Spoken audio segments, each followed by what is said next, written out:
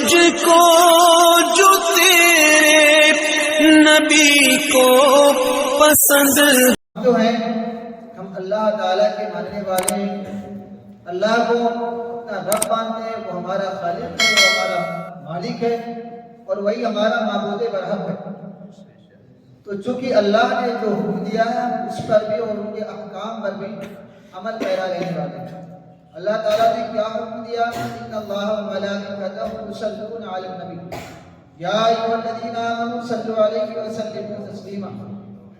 اب جو انسان درود پاک نہ پڑھے، صرف نماز روزہ حضور پر صلاۃ و سلام نہ پیش کرے، آپ ذرا سوچیں کہ کیسے اللہ والا ہو سکتا ہے جو اللہ تعالیٰ کی نافرمانی بھی کر رہا ہے، اللہ کی حکم عدولی بھی کر رہا ہے۔ کیونکہ اللہ کیا چاہتا ہے؟ اللہ تعالیٰ پہلے بتا رہا ہے کہ دیکھو اے میرے بندو، میں اپنے محبوب پر درود پاک بھیجتا ہوں، وہ یا ایمان والو تم بھی کثرت کے ساتھ میرے حبیب پر درود بھیجو۔ تو یہ ہمارے حصے میں، ہمارے مقدر میں آیا کہ ہم ایک طرف اللہ کی عبادت کرتے ہیں تو خالی اوقات میں صرف و صرف ایسا نہیں ہے کہ دنیاوی معاملات میں ہمارے زبان در رہے، ادھر ادھر کی باتیں کرتے رہیں۔ اگر ہم مسجد میں ہیں، خانہ خدا میں ہیں تو اللہ کی عبادت کرتے ہیں، اور اگر ہم بسا اوقات خالی اوقات پڑھتے ہیں تو حضور پر درود پڑھتے ہیں۔ اور درود اتنا اہم وظیفہ ہے، اتنا مقبول وظیفہ ہے کہ اللہ کے رسول صلی اللہ علیہ وسلم ارشاد فرماتے ہیں کہ جو خشوع اور خضوع کے ساتھ، جو محبت کے ساتھ عشق و مستی میں ڈوب کر کے مجھ پہ درود پڑھے تو پھر اللہ تعالیٰ اس کے جنت کے راستے کو آسان کر دیتا ہے۔ حشر کے میدان میں یہ درود جو ہے اس کی بخشش کا ذریعہ بنے گا۔ اس لیے جب بھی محفل خیر میں ہم بیٹھا کریں تو اپنی زبانیں گونگی کر نہ بیٹھا کریں، یا تو اللہ تعالیٰ کی حمد کیا کریں، سبحان اللہ الحمدللہ کہہ کر، یا پھر اپنے حبیب اور اپنے آقا مولا علیہ السلام کو درود پڑھا کریں۔ ایک بار اور خود جب درود پاک کا نذرانہ پیش کر پڑھیں، صلی اللہ علیہ وسلم، صلاۃ و سلام علیک یا سیدی یا حبیبی یا رسول اللہ صلی اللہ علیہ وسلم۔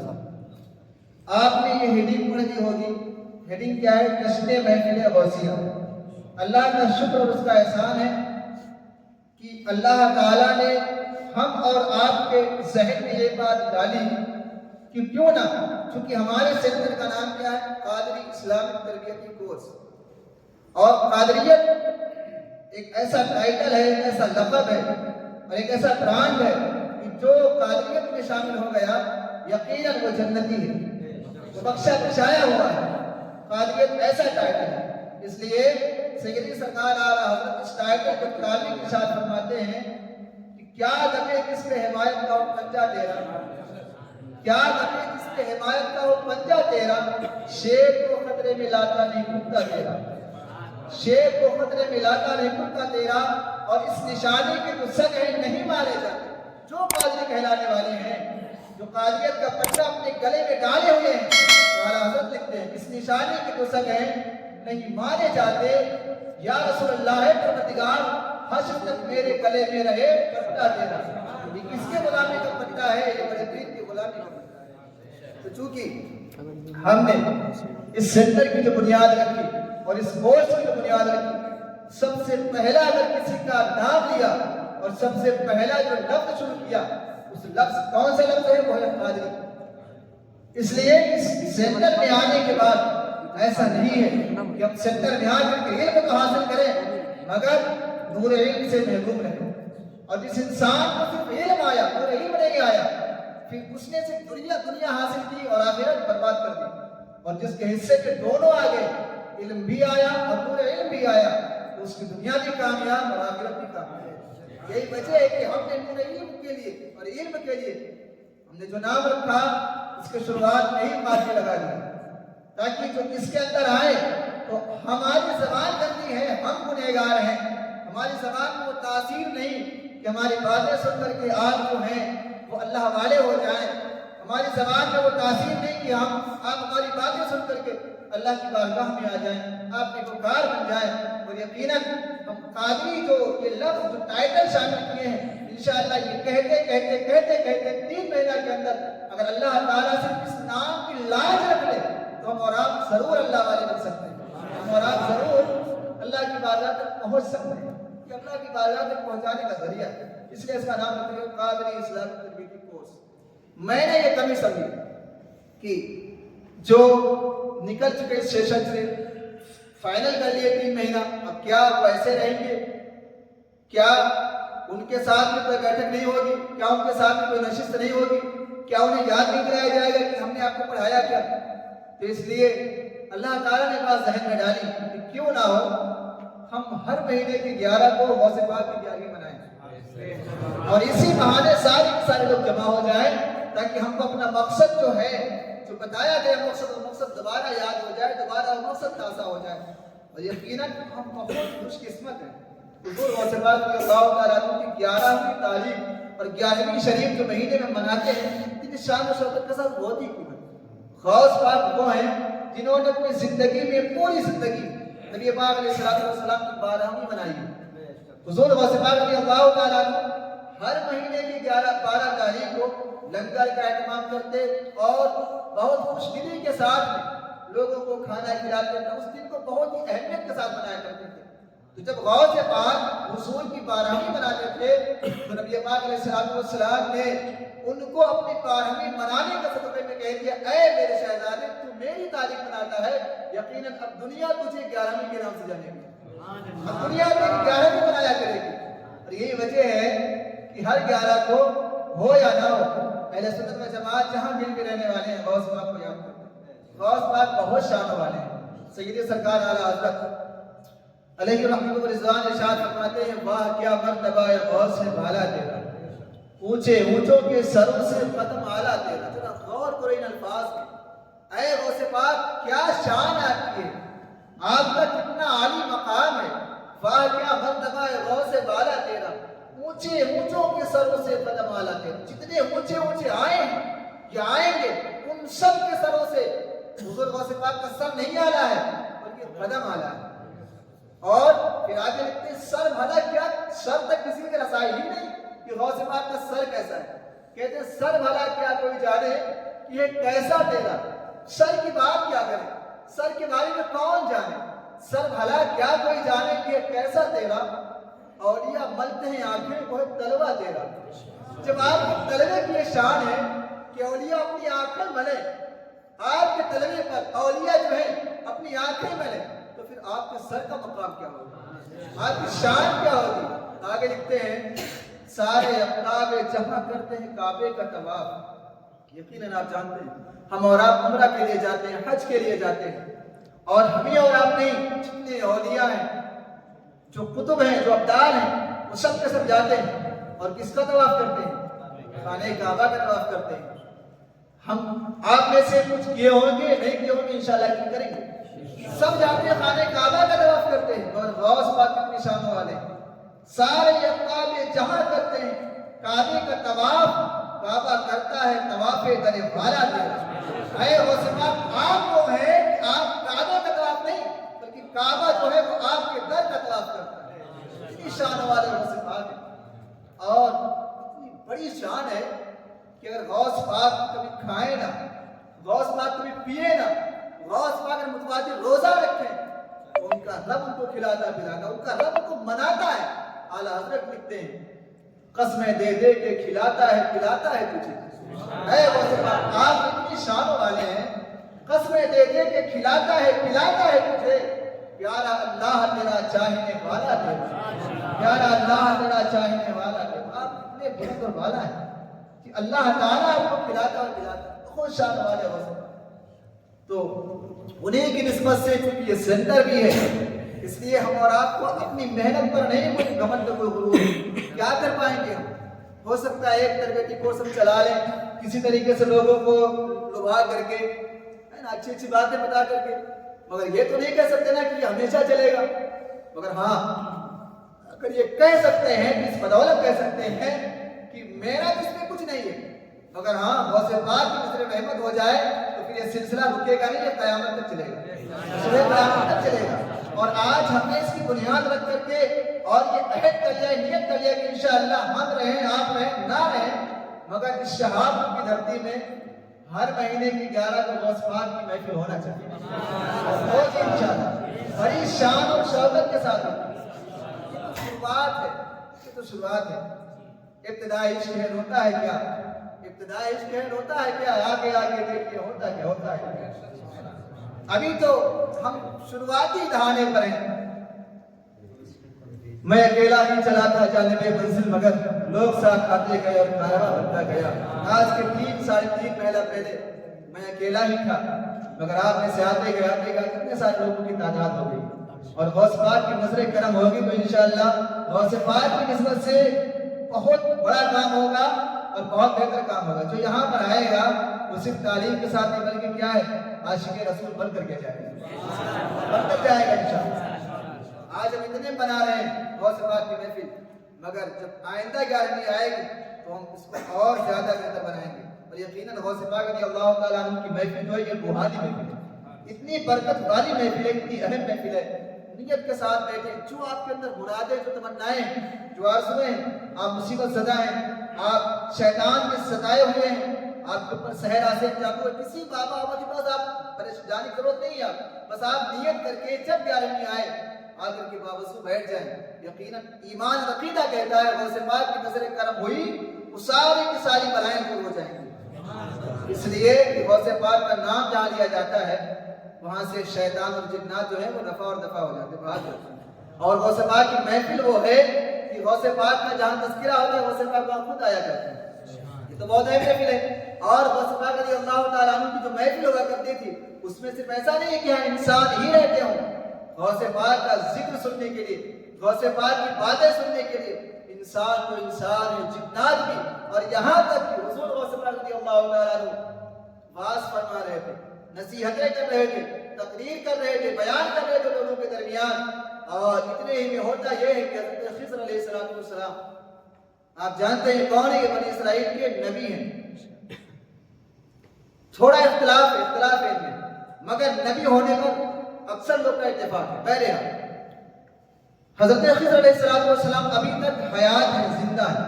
حضور غوث پاک رضی اللہ تعالیٰ عنہ کی محفل تھی، آپ بیان کر رہے تھے. اور حضرت خضر علیہ السلام جو ہیں یہ آسمان سے پرواز کرتے ہوئے جا رہے تھے. جب یہ غوث پاک کی محفل کے قریب پہنچے تو غوث پاک کی زمین پر کھڑے ہو کر کے بیان کر رہے تھے. اتنے میں غوث پاک ہوا میں پرواز کرتے اڑتے ہیں، اور اڑنے کے بعد ان کے قریب جا کر کہتے ہیں اے خضر نیچے اتر کر آؤ، بیٹھو. اور بیٹھنے کے بعد میری زبان سے نبی پاک علیہ السلام کا ذکر سنو. اور وہ حضرت خضر ہیں جو آگے اور غوث پاک کی محفل میں بیٹھا کرتے ہیں. اب یہاں پر اعلیٰ حضرت ایک شعر کہتے ہیں کہ جنہوں نے غوث پاک کو طرح طرح کی باتیں، طرح طرح کی افواہیں ان کے تعلق سے کہی، چونکہ بدعقیدہ لوگ ہیں ان کو کیا جانے.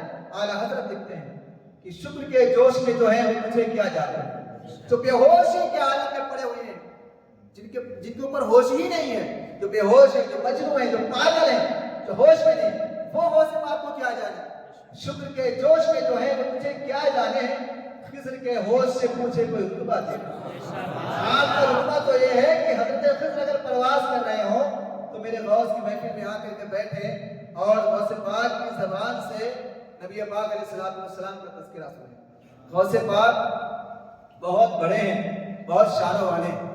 آج حضور غوث پاک رضی اللہ تعالیٰ عنہ کی محفل کی یہ پہلی کڑی ہے، اس لیے حضور غوث پاک رضی اللہ تعالیٰ عنہ کے تعلیمات کے کچھ باتیں ہم آپ سے رکھیں گے اور اس کے بعد میں فاتحہ خوانی کا اہتمام ہوگا. سرکار غوث پاک رضی اللہ تعالیٰ عنہ آپ جانتے ہیں پیدائشی ولی ہے، یہ پیدائشی ولی ہے. اور ایسا نہیں ہے کہ یہ دنیا میں آئے اور آنے کے بعد میں عبادتیں ریاستیں کی، اس کے بعد میں اللہ نے ان کو ولایت کا تاج عطا فرمایا. پیدائشی ولی حضور غوث پاک.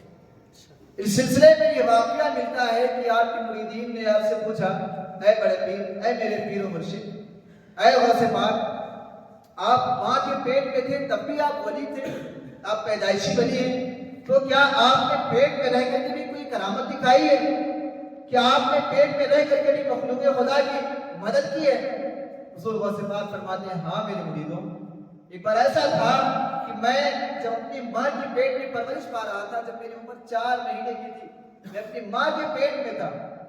اور اس کے بعد میں میری والدہ جو تھی وہ اپنی حاجت کے لیے، رفع حاجت کے لیے وہ ایک جنگل یا جھاڑی میں گئی، اور جانے کے بعد میں اپنی حاجت پوری کرنے لگی، اور جہاں پر وہ حاجت پوری کر رہی تھی انہیں کے اوپر ایک درخت کی شاخیں لٹکی ہوئی تھی اور اس شاخ پر ایک سانپ بیٹھا ہوا تھا، اور جب میری والدہ رفع حاجت کر رہی تھی تو وہ سانپ ان کی طرف بڑھنا چاہتا تھا کاٹنے کے لیے، اور جیسے ہی وہ میری والدہ کے ہاتھ میں ڈنک مارنے کے لیے بڑھتا، میں ویسے ہی اپنی ماں کے پیٹ میں لات مارتا، اپنی ماں کے پیٹ میں کروٹیں بدلتا، اس سے میری والدہ کے پیٹ میں درد ہوتا اور وہ ہاتھ وہاں سے ہٹا لیتا۔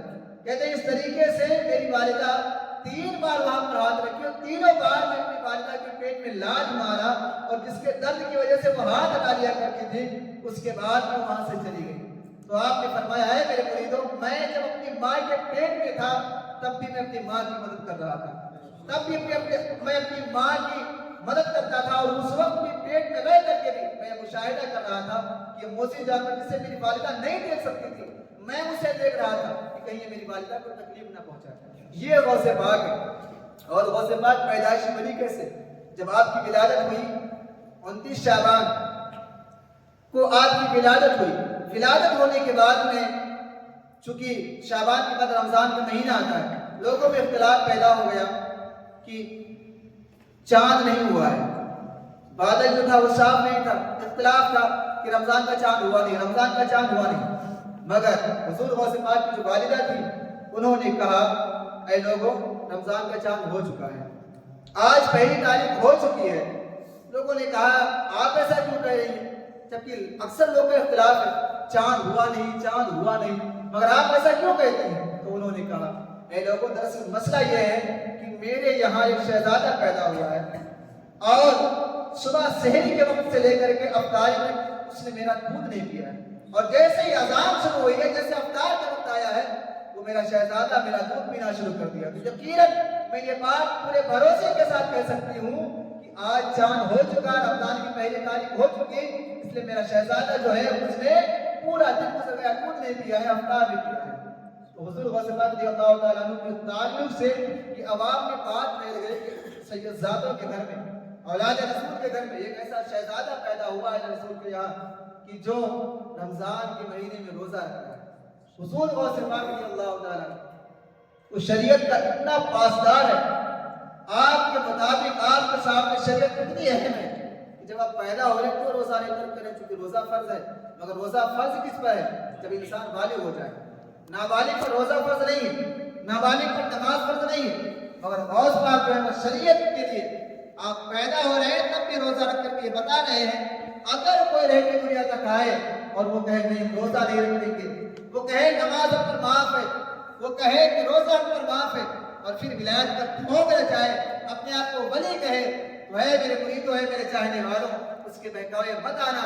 اس لیے یاد رکھنا وہی انسان اللہ والا ہو سکتا ہے جس کی نظر میں سب سے پہلے شریعت ہو، کس طریقہ ہو، یہ غوث پاک کی تعلیم ہے۔ اور حضور غوث پاک رضی اللہ تعالیٰ پیدائشی ولی، اور دوسری بات آل رسول ہے، حسنی سید ہے، سادات کے گھرانے میں پیدا ہوئے، آپ کی والدہ بہت شان والی، آپ کے والد بہت بڑے، اس لیے ایسا نہیں ہو سکتا کہ ماں باپ جو ہیں وہ ناکارہ ہوں، ماں باپ جو ہیں وہ شرابی ہوں، ماں باپ جو ہیں وہ بے نمازی ہوں، ماں باپ جو ہیں وہ جواری ہوں، اور ان کے گھر میں ولی پیدا ہو جائے۔ اس لیے جن کے ماں باپ اچھے ہوتے ہیں، جن کے ماں باپ بہتر ہوتے ہیں، انہی کے گھر میں اللہ والے جنم لیتے ہیں، انہی کے گھر میں اللہ کے ولی پیدا ہوتے ہیں۔ کیوں؟ حضور غوث پاک رضی اللہ تعالیٰ عنہ جو ہیں ان کے والد کا نام کیا ہے؟ حضرت ابو صالح موسیٰ دوست جنگی رحمۃ اللہ تعالیٰ علیہ۔ یہ کتنے بڑے اللہ والے، کتنے شانوں والے ہیں، آپ اس سے اندازہ کریں کہ جب آپ کی عمر جوانی کی عمر ہی میں آپ روزہ دار رکھا کرتے تھے، آپ نے واقعہ سنا ہے، اس پر غور کرنا چاہیے۔ صرف ایک سیب کھائے تھے اور جس کی تلافی کے لیے 12 سال تک نوکری کرتے تھے، یعنی رزق حلال کا اتنا اہتمام کہ اگر ایک سیب کھا لیے تو اس کی معافی کے لیے 12 سال تک نوکری کرتے رہے۔ آج ہمارا حال کیا ہے؟ لاکھوں پائیں اندر لیتے جائیں، ہزاروں پائیں اندر لیتے جائیں۔ کیوں؟ تعلیم نہیں ہے، اور اللہ تک پہنچنے کا کوئی ذریعہ ہے، جیسے پرندہ ہوتا ہے اس کے 2 پر ہوتے ہیں، اب وہ جب پر مارے گا تب آسمان میں اڑے گا. ایسا نہیں کہ پر نہ کھولے بغیر کھولے آسمان میں اڑے. اڑنے کے لیے شرط ہے کہ اسے اپنے پر چلانے ہوں گے, دونوں پر چلانے ہوں گے. ایسا ہی ہے نا, ایسے اللہ تک پہنچنے کے لیے, ولایت کی منزلوں کو پار کرنے کے لیے, ولایت کی منزلوں کو پانے کے لیے اور اللہ تعالیٰ کے قرب کی طرف سفر کرنے کے لیے دو پر ہیں. جب تک ان پر انسان عمل نہیں کرے گا اللہ کا قرب نہیں پا سکتا, اللہ والا نہیں ہو سکتا. وہ کیا ہے دو پر؟ وہ دو پر یہ ہے کہ اکل حلال اور صدق مقال. جو انسان حلال کمائی کھائے, حلال کھائے اور ہمیشہ سچ بولے, یہ دو چیزیں ہیں. یہ دو اللہ تک پہنچنے کے ایک ذریعہ ہے. جس انسان کے دونوں پر میسر ہو جائے کہ ہمیشہ وہ اس کے حلال ہی کھائے, کبھی اپنے منہ میں حرام کا لقمہ نہ ڈالے, ایک پیسہ بھی حرام کا اپنے جسم کے اندر نہ اتارے, اور جب بھی بولے سچ بولے. اب اگر جو انسان اپنی زندگی میں یہ دو چیزیں لاگو کر لے, انشاءاللہ اسے اللہ کا قرب مل جائے گا. دیکھو غوث پاک کے والد, جس کے حلال کا اتنا بڑا اہتمام, ایک سیب کھائے تھے 12 سال تک آپ اس کے کیا کہتے ہیں کہ ہاں وبال کے لیے اور اس کی ادائیگی کے لیے 12 سال تک نوکری کرتے رہے, اور جس کی بدولت ان سے جو شہزادہ پیدا ہوا وہ غوث پاک کے پیدا ہوئے.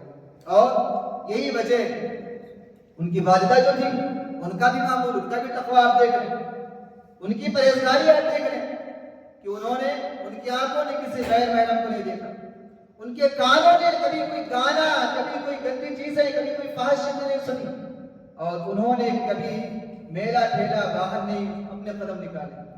ہمیشہ وہ اللہ کے حضور حاضر رہا کرتی تھی. اور جب ماں اتنی پرہیزگار ہوتی ہے, چونکہ ان دونوں حضرات کا نام کیا ہے, باپ کا نام صالح مطلب ہوتا ہے نیک, مگر ان کا نام صرف صالح نہیں ہے, ابو صالح, یعنی نیکوں کے باپ, نیکوں کے نیک. اور ماں کا نام خیر نہیں ہے, خیر کا مطلب ہوتا ہے بھلائی, بہتر. ماں کا نام کیا ہے, ام الخیر, بہتر. باپ کا نام ابو صالح یعنی نیکوں کے باپ, اور ماں کا نام ام الخیر یعنی خیر والی ماں, خیروں کی ماں. تو جب باپ ابو صالح ہو اور جب ماں ام الخیر ہو, ان کے درمیان سے جو شہزادہ پیدا ہوتا ہے وہ غوث پاک پیدا ہوتا ہے. اور تعلیم کتنی اہم ہے, چونکہ ہمارا جو مقصد ہے وہ تعلیم کو پھیلانا ہے, تعلیم کی نشر و اشاعت ہے. تعلیم کتنی اہم ہے. حضور غوث پاک رضی اللہ تعالیٰ عنہ, چونکہ آپ بچپن ہی میں یتیم ہو گئے تھے, والد کا جو سایہ تھا وہ سر سے اٹھ چکا تھا. آپ کی ماں جو تھی وہ آپ کی پرورش کرتی تھی, مگر غوث پاک کی عمر 11-12 سال کی ہوئی تقریباً, تو غوث پاک رضی اللہ تعالیٰ عنہ, چونکہ آپ جانتے ہیں واقعہ سنتے آتے ہیں, ایک تو پیدائشی ولی اولاد رسول, اور جب پیدا ہوئے تھے تو 1-2 پارہ کی نہیں بلکہ 18 پارہ کے حافظ پیدا ہوئے تھے. تو یہ غوث پاک ہیں, پیدا ہو رہے ہیں 18 پارہ کے حافظ پیدا ہو رہے ہیں. اس کے باوجود جب آپ کی عمر 11-12 سال کی ہوئی, دیکھ بھی رہے ہیں والد نہیں ہے, ماں تنہا ہے, ماں کا میں ہی سہارا ہوں, مگر اس کے باوجود علم کتنا ضروری ہے, تعلیم کتنی اہم ہے. غوث پاک تو حافظ قرآن پیدا ہوئے تھے, ان کو نہیں جانا چاہیے تھا باہر, مگر غوث پاک رضی اللہ تعالیٰ عنہ نے یہ نہیں سوچا کہ میری ماں تنہا ہے. آپ نے یہ نہیں خیال کیا کہ میری ماں جو ہے اس کا سہارا کوئی نہیں ہے, میرے والد کا انتقال ہو چکا ہے, میں ہی اکلوتا سہارا ہوں. مگر پھر بھی آپ نے دین کے لیے, تعلیم کو حاصل کرنے کے لیے, اور آپ نے اپنے ماننے والوں کو یہ پیغام دینے کے لیے کہ بغیر علم کے ہم خدا تک نہیں پہنچ سکتے, اس لیے کہ ہاں علم وہ چیز ہے کہ علم کی بدولت ہم خدا کو پہچانیں گے. اب غوث پاک رضی اللہ تعالیٰ عنہ نے اپنی والدہ سے کہا, اے میری امی جان, اے میری والدہ محترمہ, میں تعلیم کے لیے, میں علم حاصل کرنے کے لیے بغداد جانا چاہتا ہوں. اور جب آپ کی والدہ نے یہ سنا کہ میرا شہزادہ تعلیم حاصل کرنے کے لیے بغداد جانا چاہتا ہے, واقعات سنتے مگر ان پہ ہمیں غور کرنا چاہیے. کبھی ایسا ہماری زندگی میں آئے, چونکہ اگر ہم اور آپ چاہتے ہیں کہ ہمارے بھی نسل میں ایسے شہزادے پیدا ہوں کہ جو دین کے لیے ایک فخر کا ذریعہ بنے, ہمارے بھی نسل میں ایسے بیٹے اللہ تعالیٰ عطا کرے جو خالد بن ولید ہوں, جو حضرت خواجہ پاک کے نام لیوا ہوں, اور جو بڑے پیر کے ماننے والے ہوں. وہ ایسے ہوں کہ اگر ان کا وجود, کچھ لوگ ایسے ہوتے ہیں جن کا وجود جو ہے وہ باعث رحمت ہوا کرتا ہے. ہر کسی کی خواہش ہوتی ہے میرا بیٹا، مجھے جو بیٹا ملے اس معاشرے میں سب سے اچھا لڑکا ہو، سب سے تعلیم یافتہ لڑکا ہو، سب سے پرہیزگار، سب سے بہتر ہو، اور خود نہیں بننا چاہتے. تو یقیناً ان سارے معاملات سے ہمیں کیا کرنا ہے؟ اپنے بچوں کی پرورش پر دھیان دینا ہے. حضور غوث پاک رضی اللہ تعالیٰ عنہ کی والدہ محترمہ سے جب آپ نے اجازت طلب کی کہ اے امی جان میں تعلیم حاصل کرنے کے لیے جانا چاہتا ہوں، آپ کی والدہ نے، اور ہماری بھی امی جان ہوں گی، ہم سب کی والدہ ہوں گی، اگر وہ باہر بھیجتی ہے تو کیا وصیت کرتے ہیں؟ بیٹا کھانے کا خیال رکھنا، پینے کا خیال رکھنا، ٹائم ٹائم سے سو جایا کرنا، صحت کا خیال رکھنا، یہی ساری چیزیں وصیت کرتی ہیں. اور اچھے سے جانا اور بہتر سے آنا، یہی ساری وصیتیں ان کی ہوتی ہیں. مگر غوث پاک کی والدہ کیا ہے؟ جب ان کو بھیج رہی ہے، یہ بھی دیکھ رہی ہے کہ یہی میرا شہزادہ، یہ بھی تو جا رہا ہے، مگر پھر بھی اس کا غم نہیں ہے. تعلیم کے لیے کہا ہے تو اب منع نہیں کر رہی ہیں. علم اتنا اہم ہے کہ اگر ہم علم کی اجازت چاہیں سیکھنے کے لیے، اگر والدین نہ بھی اجازت دیں تو وہاں پر حکم یہ ہے کہ جایا جائے. ہر چیز میں والدین کی فرما برداری نہیں کی جائے گی. اس میں سے ایک چیز یہ ہے کہ علم. اگر حصول علم کے لیے آپ باہر جانا چاہتے ہو اور والدین بیچ میں رکاوٹ کر رہے ہیں تو پھر یہ بات شریعت میں ہے کہ یہ بات ان کی نہ مانی جائے. سمجھ رہے ہیں؟ تو غوث پاک کی والدہ نے کہا ٹھیک ہے بیٹا جائیے، مگر ان کی والدہ نے ان کے صدری میں 40 دینار سی دیے تھے اور وصیت فرمائی. کیا وصیت فرمائی؟ یہ نہیں کہا بیٹا ٹائم سے کھانا کھانا، ٹائم سے سونا، زیادہ کہیں گھومنے میں جانا، تھوڑا خیال رکھنا، اکیلے جا رہے ہو، سفر میں ہو، بہت دور ہے یہاں سے بغداد، ایسا کچھ نہیں کہا. آپ کی والدہ نے کیا وصیت فرمائی؟ بیٹا ہمیشہ سچ بولنا. کیا کہا؟ ہمیشہ سچ بولنا. آج ہم بات میں جھوٹ جھوٹ جھوٹ جھوٹ، ہر بات میں جھوٹ، ایک دم ہلکا سا گناہ سمجھ لیں جھوٹ کو. یقیناً یہ ہلکا گناہ نہیں ہے. اگر ہلکا گناہ ہوتا تو اللہ کیوں فرماتا لعنۃ اللہ علی الکاذبین، یعنی جھوٹوں پر تو اللہ کی لعنت ہے. ہم کہاں ہیں؟ کدھر بھٹک گئے؟ کہاں چلے گئے؟ ہمارا ذہن کتنا بگڑ چکا ہے. غوث پاک کی والدہ نے کہا بیٹا ہمیشہ سچ بولنا. اور ہوا یہی، غوث پاک کے سفر میں تھے اور جس قافلے میں تھے وہ قافلہ پورا ڈاکوؤں کا شکار ہو گیا. ڈاکوؤں نے اس قافلے کو لوٹ لیا، سب کا مال چھین لیا. سب رو رہے ہیں، چلا رہے ہیں، مال چلا گیا، مال چلا گیا. ایک ڈاکو غوث پاک کے پاس آیا. آنے کے بعد بیٹا تمہارے پاس بھی کچھ ہے؟ انہوں نے کہا ہاں میرے پاس 40 دینار ہے. اس نے تلاشی کی، کچھ نہیں ملا. کہا کیا مذاق کرتے ہو؟ کہہ رہے ہو 40 دینار کہاں ہیں؟ کہیں بھی نہیں دکھائی دیں. تو انہوں نے کہا ایسا ہے کہ میری والدہ نے میرے صدری میں سی دی ہے، یہ دیکھو. اور آپ نے اسے کھول کر کے دکھایا کہ دیکھو یہ میرے پاس 40 دینار ہے. وہ ڈاکو جو تھا وہ بہت ہی ہے، بہت تعجب، یہ کیسے ہو سکتا ہے؟ ڈاکوؤں سے لوگ اپنا مال بچاتے ہیں، اپنا مال چھپاتے ہیں. یہ کیسا انسان ہے کہ یہ اپنا مال دکھا رہا ہے اور اتنا چھوٹا بچہ ہے، ڈر بھی نہیں رہا. اس نے اس شہزادے کو، غوث پاک کو اپنے ساتھ لیا اور ڈاکو کے سردار تک پہنچایا اور سارا ماجرا بتایا. تو اس سردار نے کہا اے ننھے، اے پیارے بچے، کیا تمہیں مجھ سے ڈر نہیں لگا؟ کیا تم نے اپنا مال بچانا نہیں چاہا؟ بھائی چاہتے تو بچا لیتے، صدری کے اندر سلے ہوئے تھے، ہمیں کیا پتا چلتا؟ مگر تم آخر اپنا مال چھپائے، بچائے کیوں نہیں؟ آخر کیسے کیوں تم ظاہر کر دیے؟ جبکہ جانتے کہ ہم ڈاکو، ہم چھین لیں گے، ہم رہزن ہیں، ہم کسی پر رحم نہیں کرتے ہیں. تو غوث پاک نے کہا دراصل مسئلہ یہ ہے کہ جب میں گھر سے نکلا تھا تو میری امی جان نے مجھے وصیت دی تھی بیٹا کبھی جھوٹ مت بولنا. تو میں کیسے جھوٹ بول سکتا ہوں؟ میں نے اپنی ماں سے وعدہ کیا، میں نے اپنی ماں سے یہ وعدہ کیا ہے کہ امی جان یقیناً میں کبھی جھوٹ نہیں کروں گا. تو میں تیرے گھر سے میں جھوٹ بول دوں؟ جب ڈاکوؤں کے سردار نے یہ بات سنی لرز گیا، اس پر لرزہ طاری ہو گیا اور اس نے کہا کہ یہ اتنا چھوٹا بچہ ہو کر کے اپنی ماں سے کیا ہوا وعدہ نہیں بول رہا ہے، اپنی ماں کا وعدہ جو ہے وہ وفا کر رہا ہے. ہم کتنے ظالم ہیں، ہم کتنے بدبخت ہیں کہ یہ اپنی ماں کا وعدہ پورا کر رہا ہے اور ہم اپنے رب کا وعدہ بھولے ہوئے ہیں. جو سب کا خالق ہے، مالک ہے، اس کا وعدہ بھولے ہوئے ہیں. اور فوراً اس نے کہا اب ایسا کرو کہ سارا کا سارا ٹوٹا ہوا مال سب کو واپس کرو اور اے شہزادے آپ کا رسم کو اپنے ہاتھ بڑھا، میں تیرے ہاتھ پر توبہ کرتا ہوں اور اسلام میں داخل ہوتا ہوں.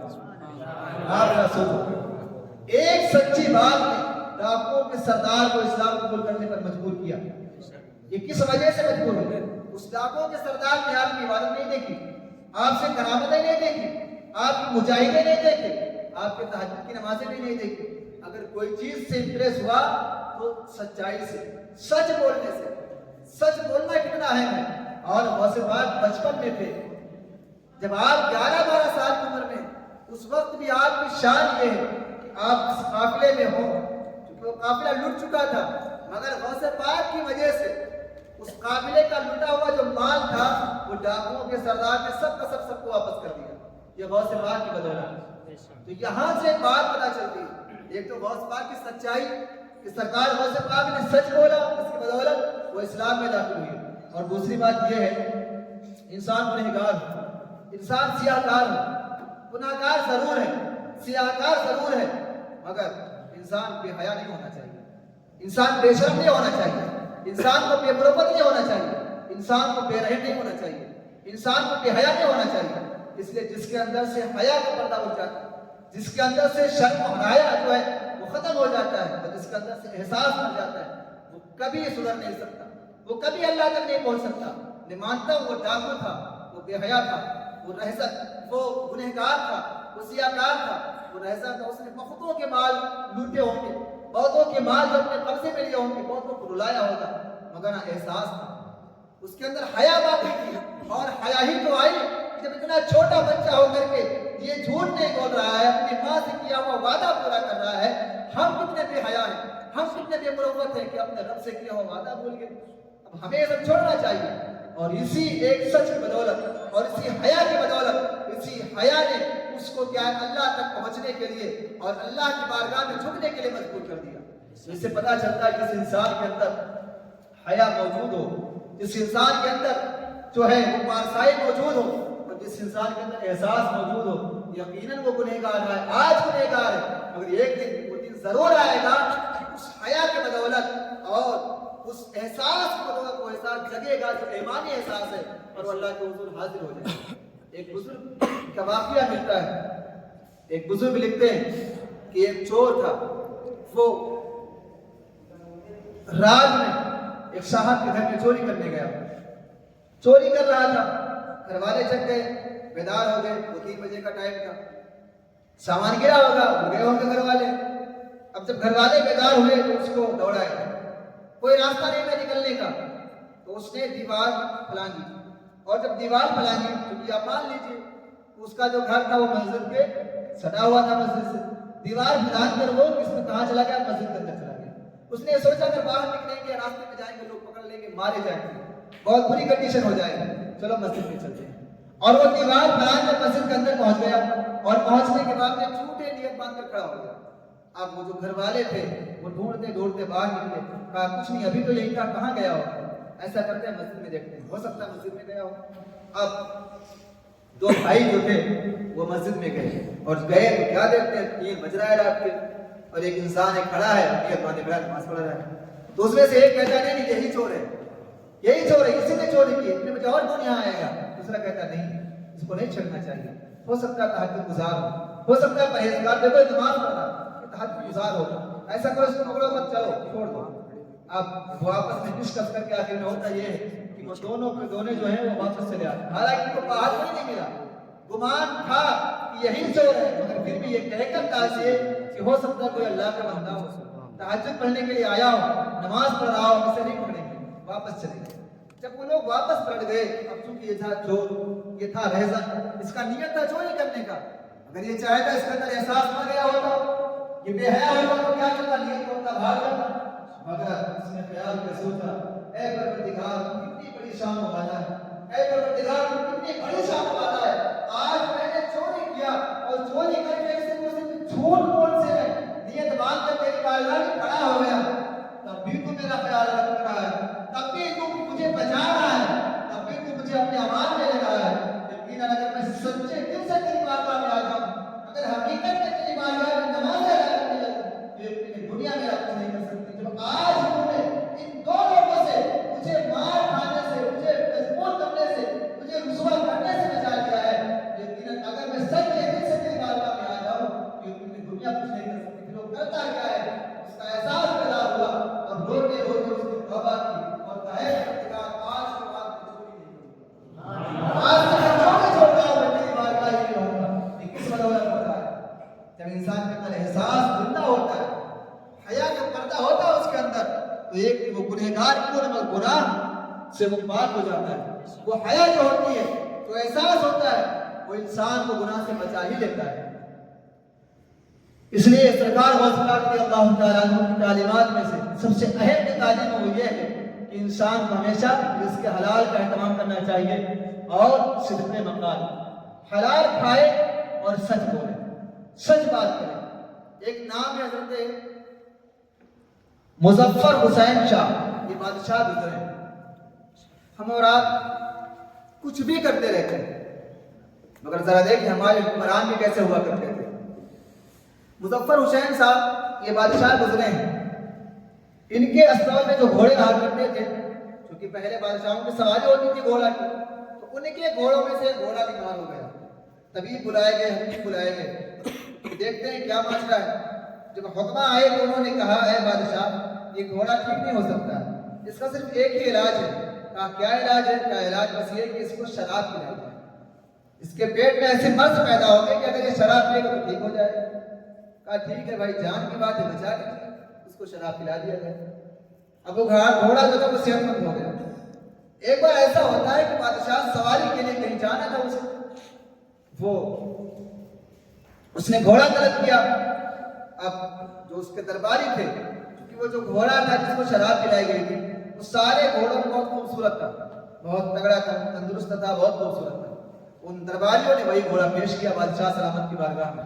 بادشاہ نے دیکھا، کہا میں اس پر سواری نہیں کروں گا، میں اس پر نہیں بیٹھوں گا. انہوں نے کہا حضرت چونکہ ہمارے جتنے گھوڑے ہمارے پاس ہیں ان سب میں سب سے خوبصورت گھوڑا جو ہے وہ یہی گھوڑا ہے، آخر آپ اس پر سوار کیوں نہیں ہوں گے؟ بیٹھ جائے نا اس پر. تو بادشاہ سلامت نے کہا، مظفر حسین نے کہا دراصل مسئلہ یہ ہے کہ جس کی پیٹ میں شراب چلی گئی ہو میں اس پر سواری کیسے کر سکتا ہوں، میں اس پر کیسے بیٹھ سکتا ہوں کہ جس کے پیٹ میں شراب چلی گئی ہو. آج ذرا ہم اور آپ کو ذرا دھیان دینا چاہیے. ہم کتنے گناہ میں ڈوبے ہوئے ہیں. ہمارے دوست بھی ایسے ہوں گے جو شراب پیتے ہوں گے، ہم ایسوں کے ساتھ کرتے ہیں، ایسوں کے ساتھ ملتے بیٹھتے ہیں، ان کے ساتھ کھانے کھاتے، ان کے ساتھ ناشتہ کرتے ہیں. مگر یہ ہم کسی ولی کی بات نہیں، اپنے حکمرانوں کی بات کر رہے ہیں کہ جو جن کے پیٹ میں اگر شراب چلی جائے تو اس سواری پر سوار نہ کریں. ہم کس راستے پر چل پڑے ہیں، ہم کدھر نکل پڑے ہیں. اور بزرگوں کے اقوال میں سے ایک قول یہ بھی ملتا ہے کیونکہ ہر انسان کسی نہ کسی نشہ کا عادی ہے، کسی نہ کسی نشے میں ڈوبا ہوا ہے. تو کیوں نہ ایسا فارمولہ چونکہ غوث پاک کی محفل ہے، جشن غوثیہ ہے، اب پریشان تو نہیں ہو رہے ہیں. یہ محفل ہے، یہاں سے کچھ ضرور لے کر کے جائیں. اور آج بہت کچھ لے جانے کا ارادہ ہے میرا، ٹھیک ہے؟ ہم لوگ بہت کچھ لے کر جائیں گے. غوث پاک کا فیضان جھما جھم برس رہا ہے. ٹھنڈک کے موسم میں لوگ جو ہے وہ بستر میں ہے مگر مل رہا ہے. میں آپ کو بہترین نسخہ بتاتا ہوں. وہ کیسا نسخہ؟ شراب چھڑانے کا نسخہ. وہ کیسا نسخہ؟ نشہ چھڑانے کا نسخہ. وہ کیسا نسخہ؟ بھانگ چھڑانے کا نسخہ، گانجا چھڑانے کا نسخہ اور بیڑی سگریٹ چھڑانے کا نسخہ. یقیناً یہ ایسی نشہ ہے کہ انسان کو ذلیل کر دیتے ہیں، روڈ پر لے آتے ہیں. ابھی میں جمعرات دو پروگرام سے پہلے جا رہا تھا. اس بار میں ٹو ویلر سے نہیں گیا. ہر بار میں کیا ہے دو بجے سے جاتا تھا، مگر ٹھنڈک کی وجہ سے ہم وہاں صاحب تھے اور میں تھا تو سوچے ایسے چلتے ہیں. یہاں ٹول پلازا کے آگے ہم لوگ کھڑے ہوئے روڈ ویز کے لیے، مگر وہاں پر یہ جو ہوتے ہیں نا آئی ٹی او والے جو چیکنگ کرتے ہیں گاڑی کی، وہ لگائے تھے. بس والے روکتے نہیں تھے. ایک بس والا آیا اور وہ یقیناً گانجا پیا تھا، الٹا سیدھ چلتا تھا. وہ گاڑی جب اس کو روک رہے ہیں تو اتنی تیز گاڑی بھگایا ہے وہ کہ غالب گمان تھا کہ کسی نہ کسی کے ساتھ ایکسیڈنٹ کر دے. بہرحال سے روکا گیا، وہ آگے گاڑی روکا، سائڈ میں لگایا اور سائڈ میں نہیں بیچ راستے پہ کھڑا کر دیا گاڑی. اس کے بعد جب سب پیچھے لے رہے ہیں تو بیک پہ جب کیا تو پیچھے موٹر سائیکل والا تھا، بچ گیا ورنہ اس سے بھی راؤنڈ تھا. گاڑی لگائی گئی. وہ جو ادھیکاری تھا بہت ناراض ہوا، کیسے وہ ڈرائیور کو بلاؤ. جب ڈرائیور کو بلائے یعنی انسان نشے میں ہوتا ہے تو سب کچھ بھول جاتا ہے، اپنی ڈیوٹی اور سب بھول جاتا ہے، بچے بال بچے سب بھول جاتا ہے. اسے جب بلایا ادھیکاریوں نے کہ اسے بلاؤ، جب اترا ہے وہ آنے کے لیے ہاتھ جھلا تیار ہے اور آ کر کے ادھیکاری سمجھتے غلطی ہو گئی کہنا چاہیے مگر وہ اس سے لڑ رہا ہے ادھیکاری تو کرنا ہے تو بہت غصے میں. اور حالانکہ دبلا پتلا اگر مارے تھپڑ تو بے ہوش ہو جائے. آپ میں ایسا کوئی نہیں ہوتا. تو ان کے پاس ایک مشین ہوتی ہے، ویڈیو ترنت ویڈیو اگر بنائی گئی اس کی نوکری تو نکال دیا گیا، وہ نوکری ختم ہو گئی ہوگی. ترنت ویڈیو وہ لوگ کر رہے تھے یہ نشے میں ہے. تو کہاں تم نشے میں؟ کہا نہیں بالکل میں نشے میں نہیں ہوں، میں ڈیوٹی پر نشہ کیوں کروں گا، بالکل نشہ کیا نہیں کیا ہوں. اور حالانکہ جیسے میں دیکھا بھی کہا نشہ کیا، اس پر نہیں بیٹھنا. اب ادھیکاریوں سے زبان لڑایا تو ان کے پاس ایک مشین ہوتی ہے چیک کرنے والی. انہوں نے فوراً وہ مشین لگائی، وہ چھوٹی سی مشین ہوتی ہے، پائپ لگا گاڑی سے پھونکو. اب وہ پھونک رہا ہے, اتنے اسٹائل سے پھونک رہا ہے کہ پھونک کو جا ہی نہیں رہا ہے. تو 3 بار پھونکا مگر پھونک نہیں گیا. اس نے کہا نہیں صحیح سے پھونکو کہ پتا نہیں یہ مشین تم نشہ کیا. کہا میں نشہ کیا ہی نہیں. بہت جب پریشر جب مارنے والے گئے تو وہ پھونکا, اور جیسے پھونک مارا ترنت مشین نے بتایا کہ گانجا پیے اور زیادہ پیے گانجا. تو فوراً اس کو نوکری سے ہٹایا بھی گیا. اور جو سواری جو تھے, جو سواری بیچارے بیٹھے تھے, وہ سب کے سب اتر آئے, کہا ہم اس بس سے نہیں جائیں گے. وہ سب کہتے ہیں حضرت مسئلہ ہے تھا کئی بار ہم لوگ بچے لکھنؤ سے آنے کئی طرح. تو جو نشہ والا ہوتا ہے, جو نشے کا عادی ہوتا ہے, اب سوچو اس کی تو وہی روزی روٹی تھی, خیال بھی نہیں کیا ہمارے بال بچے ہوں گے کیا ہوگا, مگر کیا نشہ نے ختم کر دیا سب مسئلہ. اب نوکری بھی گئی, مار پیٹ بھی پائیں گے, ہو سکتا ہو جیل میں ڈالے جائیں, کیا کیا. اس لیے انسان کو نشہ نہیں کرنا چاہیے. اگر کوئی بھائی جب نشے میں ڈوبا ہے, نشے میں ملوث ہے, تو نشے سے نجات کیسے ملے؟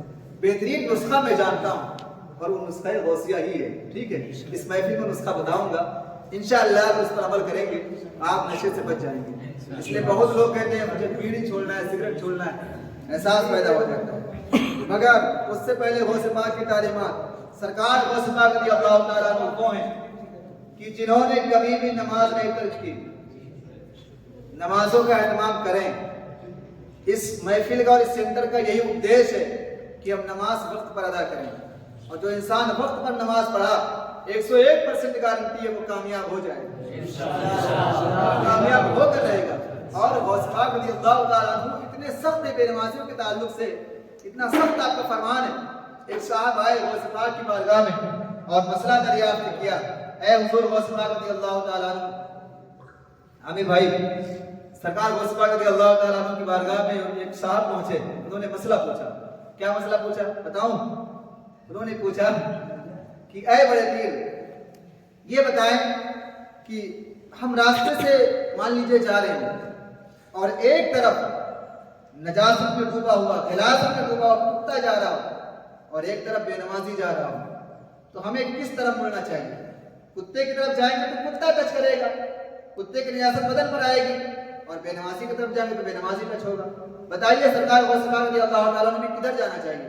تو حضور غوث پاک نے فرمایا اے میرے مرید مسئلہ وہاں پر یہ ہے کہ تم کتے کے قریب چلے جانا, اس لیے کہ اس کے بدن میں جو نجاست لگی ہے اسے دھو دھو کے چھوٹ جائے گا. مگر بے نمازی اگر ٹچ ہو گیا اور اس کی نحوست اگر بدن پر لگ گئی یہ نہیں چھوٹے گی, کہ تمہیں برباد کر دے گی, تمہیں تباہ و برباد کر دے گی. اور حضور غوث پاک رضی اللہ تعالیٰ عنہ کی بارگاہ میں ایک ایسے شخص آئے, انہوں نے کہا اے سرکار غوث پاک میں بہت غریب ہوں, بہت کمزور, بہت ناتواں ہوں, میرے گھر میں کھانے کے نہیں, میرا کاروبار بہتر نہیں چلتا, میں غربت کا شکار ہو چکا ہوں. غوث پاک نے فرمایا تمہارا گھر کہاں پر ہے؟ کیا بستی کے اندر ہے یا روڈ پر ہے؟ انہوں نے کہا اے بڑے پیر میرا گھر روڈ پر ہے. کہا دروازہ کدھر ہے؟ کہا دروازہ تو روڈی کی طرف کھلتا ہے. کہا تم ایسا کرو جاؤ اور جا کر دروازے پر پردہ ڈال دو. بے نمازی کی بتا دو بات میں. کہا جاؤ جا کر دروازے پر پردہ ڈال دو. کہا ٹھیک ہے جب ڈال دیں گے. اب پیر کی بات تھی مان لی, مگر تجسس میں تھے یا کوئی ہم سمجھتے تھے کوئی نسخہ بتائیں گے, جاؤ یہ وظیفہ پڑھو, جاؤ یہ چلہ کرو, جاؤ یہ کام کرو. مگر انہوں نے ایسا بھی بتایا نہیں کہ پردہ ڈال دو برکت آ جائے گی. اب پیر کی بات بھی مان گئے, آئے اور گھر کے دروازے میں پردہ ڈال دیا. اب پردہ ڈال دیے, کچھ دن گزرے پھر حاضر ہوئے, کہے بڑے پیر آپ نے کہا تھا پردہ ڈال دو, میں نے پردہ ڈال دیا, میرے گھر سے غربت ختم ہو گئی, میرے گھر میں خوشحالی آ گئی, میں آج بہت خوشحال رہ رہا ہوں, میرا کاروبار اچھا چل رہا ہے. مگر اے بڑے پیر بات سمجھ نہیں آ رہی ہے کہ میں اتنے دن سے تنگی کا شکار تھا, میرے گھر میں کھانے کو نہیں تھے, اچانک اس پردے میں کیا بات تھی کہ جس پردے کے ڈالتے میرے گھر کے اندر برکت آ گئی. تو حضور غوث پاک رضی اللہ تعالیٰ عنہ نے فرمایا مسئلہ دراصل یہ ہے, بات دراصل یہ ہے تمہارا گھر روڈ پر ہے اور گھر کے دروازے پر پردہ نہیں ہے, تو ظاہر سی بات ہے روڈ سے سارے لوگ نکلتے ہوں گے, تو انہیں سارے لوگوں میں ہو سکتا ہے کوئی بے نمازی گزرتا ہو اور اس کی نظر تمہارے گھر کے اندر پڑتی ہو, یقیناً اسی بے نمازی کی نظر کی نحوست کی بدولت اللہ تعالیٰ تمہارے گھر سے برکت کو اٹھا لیا. جب تمہیں پردہ ڈال دیا اب اس کی نظر تمہارے گھر کے اندر نہیں پڑے گی, اب تمہارے گھر میں برکت ہی برکت ہے. یہ بے نمازی حضور غوث پاک رضی اللہ تعالیٰ عنہ بے نمازی کے تعلق اتنے سخت تھے کہ آپ فرمایا کرتے تھے کہ اگر بے نمازی مر جائے تو یقیناً اس کو مسلمانوں کے قبرستان میں دفن نہ کیا جائے. یعنی آپ اتنے سخت کہتے ہیں مسلمانوں کے قبرستان میں نہ لایا جائے. کیوں؟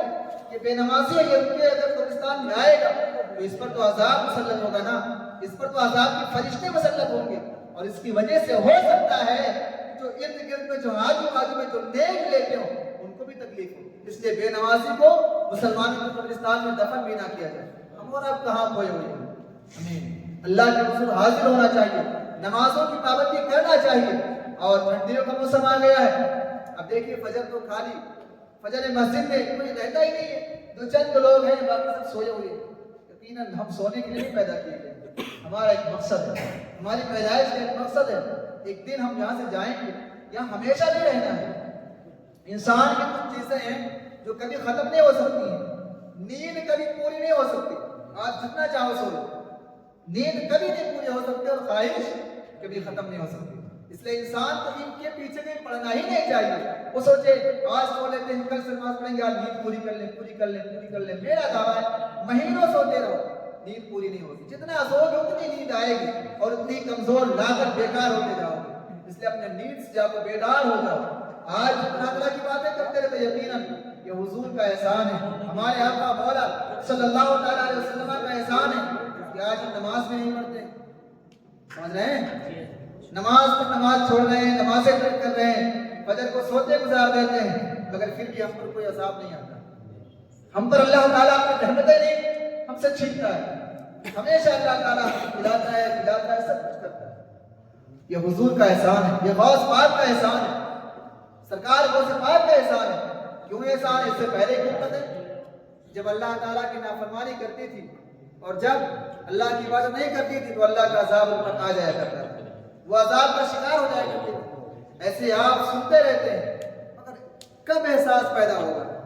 احساس کو نہ ماریں, احساس کو بیدار کریں. اپنے آنکھوں سے آنسوں کا خراج پیش کریں رب کی بارگاہ میں. جن کی آنکھیں اللہ کی یاد میں تر ہو گئی, اگر آنکھ اللہ کی یاد میں سے ان کے پلک ہی بیت گئے آنکھوں سے, تو انشاءاللہ یہ چند قطرے جو ہیں وہ نجات کا ذریعہ بنے گا. حضرت موسیٰ علیہ السلام ہے, یہ اللہ سے باتیں کیا کرتے ہیں. بے نمازی اتنا خطرناک ہوتا ہے, اتنا خطرناک ہوتا ہے کہ اگر وہ نماز نہ پڑھے تو پھر اللہ تعالیٰ لوگوں پر قید نازل کر دیتا ہے. آج حالات کا جائزہ لیں. آج کیا ہے؟ رزق کی فراوانی ہے. پہلے ہوتا تھا لوگ بھوکے کی وجہ سے, بھوکے رہنے کی وجہ سے مر جایا کرتے تھے, فاقہ رہا کرتا تھا, کھیتیاں نہیں ہوا کرتی تھی, کھیت جو تھے وہ بنجر ہو جایا کرتے تھے, ہے نا. قحط شانی کا زمانہ آ جاتا تو لوگ بھوک پیٹ مر جایا کرتے تھے. مگر آج کیا ہے؟ قحط نہیں ہے, خوشحالی ہے. مگر پہلے لوگ بھوکوں کی وجہ سے مرتے تھے, مگر آج اپوزٹ ہے. آج لوگ کھا کے مر جا رہے ہیں, کھاتے مر جا رہے ہیں. کھا رہے ہیں اللہ کا شکر ہو گیا, کھا رہے ہیں اللہ کینسر ہو گیا, مر گئے. یہ بھی ایک اللہ کا عذاب ہے. کبھی غور تو کرنا چاہیے نا. حضرت موسیٰ علیہ السلام کا زمانہ ہے, آپ کے زمانے میں لوگوں پر قحط اتنا سخت پڑا کہ نہ ایک بوند پانی, نہ تو کھیتیاں فصل اگا رہی ہیں, اور جو جانور تھے, جو چرند تھے, جو پرند تھے, جو انسان تھے, وہ جب بھوکوں کی وجہ سے بلبلانے لگے, مرنے لگے. لوگ پہنچے حضرت موسیٰ علیہ السلام کی بارگاہ میں. کہا ہے موسیٰ علیہ السلام, آپ دعا کریں اللہ والے, اللہ سے دعا کریں اللہ تعالیٰ ہم پر سے قحط دور کر دے, ہم پر باران رحمت نازل فرمائے, ورنہ ہم تو مر رہے ہیں. حضرت موسیٰ علیہ السلام نے کہا ٹھیک ہے, ایسا کرو, سارے کے سارے آبادی کے لوگ ایک جگہ جمع ہو جاؤ. وہ حضرت موسیٰ علیہ السلام نے سارے آبادی والوں کو ایک جگہ جمع کیا, اور آپ نے دعا کے لیے ہاتھ اٹھایا, مولا بارش عطا فرما, مولا باران رحمت ہم پر نازل فرما. تو ہاتھ پہ غیبی سے آواز آئی ہے موسیٰ علیہ السلام. مسئلہ دراصل یہ ہے کہ آپ ہی کے قوم میں اور آپ ہی کے لوگوں میں, آپ ہی میں سے کوئی ایک ایسا انسان ہے جو میری بارگاہ میں آتا ہی نہیں, جو نماز پڑھتا ہی نہیں. اے موسیٰ وہ اتنا بدبخت ہے, اور اے موسیٰ وہ اتنا نافرمان ہے کہ 40 سال ہو گئے میری بارگاہ میں ایک سجدہ بھی نہیں کیا. معاف کر دیتے ہیں. بندے نے سنا کہ آج میری وجہ سے لوگوں پر پانی نہیں برس رہا ہے, آج میری وجہ سے لوگ مر رہے ہیں, آج میری وجہ سے جانور بھوکے مر رہے ہیں. یقیناً وہ چادر میں منہ چھپائے ہوئے کہ آج تو سارا راز کھل جائے گا, آج تو پردہ فاش ہو جائے گا, آج بچ نہیں پاؤں گا. وہ اسی اپنے چہرے کو چادر سے ڈھکے ہوئے, اور پھر کرتا کیا ہے, احساس چاہتا ہے مولا آج تو لاج رکھ لے, اے اللہ بچا لے مجھے, آج رسوا نہ کر, آج ذلیل نہ کر, آج مجھے رسوا نہ کر, مولا مجھے معاف کر دے, مولا مجھے بچا لے. ان کے سامنے میں ذلیل ہونے والا, مجھے بچا لے, ورنہ اگر میں ان کے سامنے آ گیا تو پھر یہ لوگ مجھے کیا کہیں گے, یہ لوگ مجھے کتنا تانا دیں گے. جب اس کا احساس جاگا اور اس نے توبہ گڑ گڑانا رونا شروع کیا، اور جیسے ہی اس کے آنکھوں سے قطرہ پانی ٹپکا تھا، آنسو ٹپکا تھا، ہوتا کہ ادھر اس کے آنکھوں سے ایک قطرہ آنسو ٹپکنا تھا، ادھر اللہ تعالیٰ آسمان سے بارش کا نزول فرما دیتا، جھما جب بارش برسنے لگی، حضرت موسیٰ علیہ السلام تعجب میں پڑ گئے۔ ابھی تک تو بارش نہیں ہو رہی تھی، اور اللہ نے ابھی اس سے پہلے مجھ سے کہا، اے موسیٰ جب تک وہ بندہ توبہ نہیں کرے گا، جب تک وہ بندہ میری بارگاہ میں نہیں آتا، میں بارش نہیں برساؤں گا۔ اور وہ بندہ سامنے آیا بھی نہیں، اسے میں نے دیکھا بھی نہیں، اور بارش بھی شروع ہو گئی۔ حضرت موسیٰ علیہ السلام نے پھر کہا، مولا یہ کیا ماجرا ہے؟ بندہ تو کوئی دکھا نہیں، بندہ تو سامنے آیا نہیں، تو نے بارش شروع کر دی۔ تو پھر اللہ تعالیٰ کی بارگاہ سے آواز آئی، اے موسیٰ علیہ السلام، ہے تو وہ بھی میرا بندہ، میں تو اس کا بھی تو مالک ہوں نا، آج تک نافرمان تھا، آج تک مجھے توبہ نہیں کیا، اور یقیناً آج اس کی آنکھوں سے آنسو گرے، آج اس نے مجھے ارحم الراحمین کہا، آج اس نے مجھے پکارا، اور اس نے کہا ہے اللہ جہاں تو 40 سال ہو گئے میرا پردہ جو ہے وہ کسی کے سامنے فاش نہیں کیا، آج جہاں 40 سال ہو گئے مجھے کسی کے سامنے ذلیل نہیں کیا، مجھے رسوا نہیں کیا، اے اللہ آج بھی مجھے ذلیل نہ کر، اے اللہ آج مجھے رسوا نہ کر۔ یقیناً جب میرے بندے نے مجھے پکارا تو پھر میں کیسے ہو سکتا ہے کہ تمہارے سامنے اپنے بندے کے پردے کو فاش کروں؟ وہ رب ہے جو ہمارے گناہوں پر پردہ ڈالے ہوئے ہے، ورنہ ایسے ایسے گناہ ہیں کہ ہم کسی کو شکل دکھانے کے لائق نہیں ہیں، چاہے ہم ہو چاہے آپ ہو۔ اگر لوگ ہمارے گناہوں کو جان جائیں، لوگ ہمارے پاپ کو جان جائیں، وہ ہم سے بولنا چھوڑ دیں، وہ ہم سے بات کرنا چھوڑ دیں، وہ ہمارے قریب سے گزرنا چھوڑ دیں، اتنے گناہ گار ہمیں، مگر پھر بھی یہ اللہ کا احسان ہے کہ اللہ پر پردہ ڈالے ہوئے۔ تو وہ دن آئے کہ جب پردہ فاش ہو جائے، ہم ذلیل ہو جائے، رسوا ہو جائے، اس سے پہلے توبہ کر لیں، اس سے پہلے اللہ کی بارگاہ میں آ جائیں، اس سے پہلے اپنے گناہوں سے توبہ کر لیں اور اللہ والے بن جائیں، ورنہ وہ دن آئے گا جب رسوا ہو جاؤ گے، پھر کبھی عزت وہ آ نہیں سکتی، کبھی معاشرے میں آپ باوقار نہیں ہو سکتے، کبھی معاشرے میں آپ عزت دار نہیں بن سکتے۔ اس لیے حضور غوث پاک رضی اللہ تعالیٰ عنہ کی محفل میں ہو اور اس محفل سے عہد کر کے جاؤ کہ انشاءاللہ جو گناہ ہے ان سے توبہ کریں گے، اور ایسی توبہ کریں گے کہ پھر دوبارہ ہم گناہوں کی طرف نہیں جائیں گے۔ اور جو انسان ایسی توبہ کیا کہ دوبارہ نہیں پلٹا، تو یہ اس کے سچے ایمان والے ہونے کی دلیل ہے، اور یہ اس سے اللہ والے ہونے کی دلیل ہے۔ اگر جو انسان، آپ مت کسی سے دعا کیے کہیے، میں کہتا ہوں مت کہیے کسی سے دعا کے لیے، بس آپ اپنے گناہوں سے توبہ کر لیجئے، اور اتنا پکا توبہ کیجئے کہ میں مانتا ہوں کہ جیسے میں موبائل دیکھتا تھا، موبائل دیکھنے کا شوقین، مان لیجئے یا کہہ لیجئے کہ میں کسی ایسے گناہ میں ڈوبا ہوا تھا جو سب یا جھوٹ بولتا تھا، اور آج سے عہد کر کے اٹھے کہ انشاءاللہ غوث پاک کی محفل میں آئے، سرکار غوث پاک کی نظر کرم ہو گئی، آج کے بعد جھوٹ نہیں بولوں گا، اور وہ یقیناً اگر جھوٹ بولنا چھوڑ دیے، جھوٹ نہیں بولے، تو پھر اس کے بعد میں آپ جو دعا کریں گے اللہ قبول کرے گا۔ اس لیے کہ حدیث پاک میں آتا ہے جب بندہ اپنے گناہوں سے توبہ کر لیتا ہے، اور جب توبہ کرنے کے بعد دوبارہ وہ گناہ نہیں کرتا ہے، تو پھر اس کی مثال ایسے ہو جاتی ہے، وہ اتنا پاک و صاف اور اللہ کے نزدیک اتنا پیارا ہو جاتا ہے کہ اگر وہ پتھر کنکر کو بھی ہاتھ لگائے تو وہ بھی سونا بنتا ہے، اگر وہ جو دعا کرتے اللہ خالی نہیں کرتا۔ اس لیے ہم کیا ہے، ہم گناہ کرتے ہیں، احساس ہے ہمارے اندر، ایمان کی حرارت ہے ہمارے اندر، ابھی تو یہاں تک بیٹھے ہے نا بھائی، آپ سست کیوں ہیں؟ سوچ میں ہے ہمارے اندر احساس ہے، مگر کیا ہے، ہم نفس کی شامت میں ہیں، ہم نفس کے پیغام بہت زیادہ ہیں، نفس غالب ہے، توبہ کرتے ہیں پھر گناہ کرتے ہیں، توبہ کرتے ہیں پھر گناہ کرتے ہیں، بار بار توبہ کرتے ہیں، بار بار گناہ کرتے ہیں، توبہ کرتے ہیں سوچتے اب نہیں گناہ کریں گے، مگر 2-4 دن گزرتا ہے پھر ہمارا نفس ہم کو لے ڈوبتا ہے، اور اگر اس نفس کو مارنا ہے، اس کو ختم کرنا ہے، تو ایسی جگہ پر جائیں ہی نہ جہاں پر جانے سے گناہ کا اندیشہ ہو، جہاں پر جانے سے ہمارے ذہن میں گناہ کی باتیں پیدا ہو، وہ جگہ ترک کر دیں۔ اور گناہ انسان سے ہوتے کب ہے، جب انسان تنہا ہوتا ہے، جب انسان اکیلا ہوتا ہے، جب انسان رات میں اندھیرے کمرے میں ہوتا ہے، ایسی جگہ پر جائیں گے نہیں، نماز کا وقت ہوگا نماز کے لیے آئیں گے، اور کبھی اگر ایسا ہو کہ ذہن پر جا رہا ہے فوراً لاہور پڑھیں اور وہاں سے بھاگیں، وہاں سے ہٹ جائیں۔ اگر ایسے 2-4 مہینہ کریں گے، ایک دن ایسا آئے گا آپ بچ جائیں گے، مکمل طور پر گناہ سے بچیں گے۔ غوث پاک کی محفل میں جشن محفل غوثیہ میں آئے ہیں، انشاءاللہ یہاں سے یہ عہد پیمان لے کر اٹھیں گے کہ آج کے بعد گناہوں سے بچیں گے، خود بھی بچیں گے اور اپنے گھر والوں کو بھی بچائیں گے اور اس محفل میں آ کر یہ دعا کر رہے ہیں کہ اللہ تعالی ہم سب کو حضور غوث پاک کے صدقے میں گناہوں سے بچائے اور ہم کو بھی نمازوں کا پابند بنا دے، تہجد گزار بنا دے، دلائے کہ ہم مصلی تہجد پر بیٹھیں اور بیٹھنے کے بعد روئیں اور پھر اللہ سے مانگے اور پھر اللہ تعالیٰ دے۔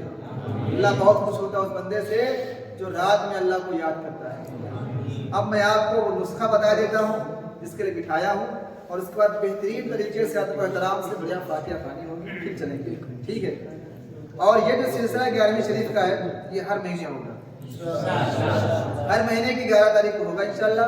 اور چونکہ اسے میں نے لکھا ہے کہ اپنی حاجت و ضرورت، میں نے اس میں لکھا اپنی حاجت و ضرورت، مصیبت و پریشانی کا حل پانے کے لیے، اس سے نجات چھٹکارا پانے کے لیے اس محفل میں شریک ہیں اور انشاءاللہ آئیں گے۔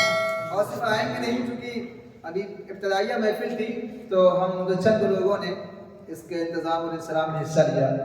ہم ایسا کریں گے کہ آپ ہم میں سے رہیں گے، جیسے 11 تاریخ آنے والے ہو چاند کی، اس سے پہلے 2-3 دن پہلے ہی ہم سب اس میں شرکت کریں گے، روپیہ 2 روپیہ سے جو بھی ہو، اور جیسا لگے گا۔ ہماری نیت یہ ہے کہ ایک دن وہ آئے کہ جس دن ابھی یہاں کالا جام ہے، برفی یہ سب لانا پڑتا ہے، مگر ہم اس پر نہیں اٹھنے والے ہیں۔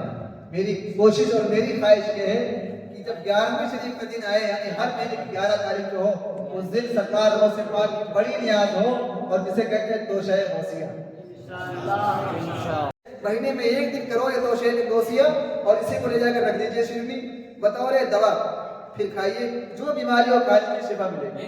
اسے بہت سرکار غوث پاک کے توشہ کی نیاز کے بارے میں نے پڑھا ہے اور میرے جانکاری تک آیا ہے کہ اگر کسی کو موت مقدر موت نہیں ہے، کتنی ہی بڑی مصیبت میں کیوں نہ ہو، چاہے وہ سعودی دبئی کہیں پر بھی ہو، اگر یہ توشہ غوثیہ کا اہتمام ہوا اور بڑی ختم کرائی گئی تو انشاءاللہ غوث پاک کی اس فاتحہ خوانی کے صدقے اللہ تعالیٰ اس مصیبت کو دور کر دیتا ہے۔ اتنی بڑی فاتحہ، اتنی بڑی نظر ہے۔ اور چونکہ یہ توشہ غوثیہ جو ہے بزرگوں کا طریقہ تھا، جو ہمارے جو مشائخ ہیں، جو ہمارے جو بزرگان دین ہیں، جو اولیاء اللہ ہیں، وہ ہر مہینے کی 11 کو غوث پاک کا توشہ کرتے ہیں، مہینے میں ایک بار توشہ کرتے ہیں اور اس میں جو حلوہ بنتا ہے اس کو رکھ لیتے ہیں، جب بھی ہوتا ہے وہ کھاتے ہیں۔ اور اس سے کیا ہے، اب سمجھو یہ شیرنی کے کھانے کے بارے میں ہے کہ بغیر وضو کھایا نہ جائے، اس کے کھانے کے بارے میں ہے کہ اس میں جو چیز پڑا ہے اسے زمین پر پھینکا نہ جائے، اس کے کھانے کے بارے میں جو نیت پڑھ کے نیت سے کھائے جائے وہ نیت اللہ پوری کرتا ہے۔ بہت بہترین فاتحہ ہے، بہت بڑی نظر ہے، یعنی یہ وہ فاتحہ ہے کہ اس کو عورت بنا بھی نہیں سکتی، اس کو مرد ہی بنائے، پاک و صاف بنائے، اس میں پاک و صاف لوگ شریک ہوں، پھر بڑی ختم کرائی جائے، تو کیا ہی اچھا ہوگا کہ ہم سال میں ایک بار بھی، یہ توفیق نہیں ہوتی ہے، ہم ہر مہینے کریں گے اور اس سے ہی جو ہمارے جو سوچیں، جو ہمارے مقاصد ہیں نا، وہ انشاءاللہ اس محفل سے پورے ہوں گے۔ ہم غوث پاک کو منانے کے لیے آئے ہیں، جس دن ہم مان گئے پھر دن دیکھنا سب کچھ حل ہو جائے گا، سارے مسئلے حل ہو جائیں گے۔ یہ جو ادھر بھٹک رہے ہیں کہ نہیں آ رہے ہیں ادھر، وہ سب آئیں گے، سب آئیں گے، بڑی رونق یہاں سے آئیں گے۔ ابھی میں چھوٹے موٹے کر لیے، ابھی میرا ارادہ ہے کہ جب آئندہ یہ ہو تو جشن محفل غوثیہ کے نام سے ایک چھوٹی سی ہم ہولڈنگ بنا لیں پیچھے لگانے کے لیے، اور ہر مہینے ہو اور یہ سلسلہ صبح قیامت تک چلتا رہے۔ اور ابھی یہ ایسے ہے، ایک دن وہ آئے غوث پاک کے کرم سے کہ یہ حال بھی بھر جائے۔ ابھی صرف سینٹر والے آئے ہیں، ابھی صرف ہم کون ہیں، صرف سینٹر والے ہیں نا، مگر اب جب چونکہ ہوگا تو 3-4 دن پہلے ہی یہ شیئر کریں گے اور اس میں حل ہو جا سکتا ہے۔ اس محفل میں سینٹر والا، غیر سینٹر والا، بڑا جو ہے وہ سب آ سکتے ہیں۔ اور ابھی اس کی شروعات بھی تو اپنے طریقے سے کیے، جب اس کے بعد جو محفل ہوگی اس کو بہت اچھے طریقے سے کریں گے۔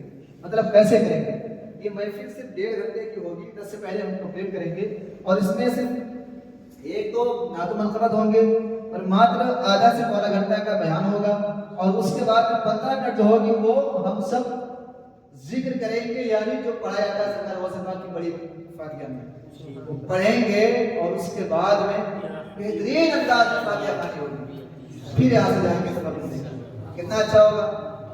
اور اس کے ذریعے سے بہت ساری پریشانی ہماری بن ہوگی۔ اب اور اس کا سن لو جس کے لیے میں روک کے رکھا ہوں۔